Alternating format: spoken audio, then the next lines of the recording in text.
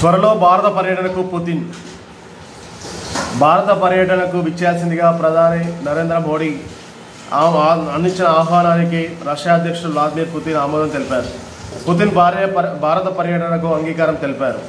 అందుకోసం ఏర్పాట్లు చేస్తున్నామని రష్యా విదేశాంగ మంత్రి సెర్గీ లావ్రోవ్ గురువారం ప్రకటించారు.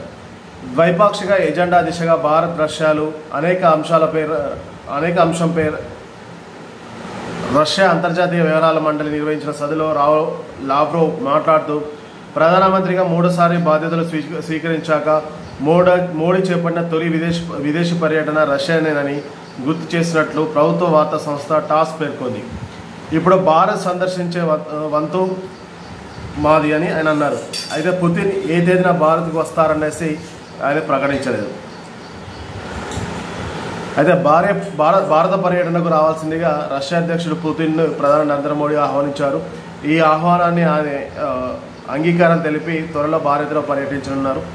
అయితే ఇరు దేశాల మధ్య ద్వైపాక్షిక ఎజెండా దిశగా భారత్ రష్యా చర్చలు జరిగే అవకాశాలను తెలుస్తుంది.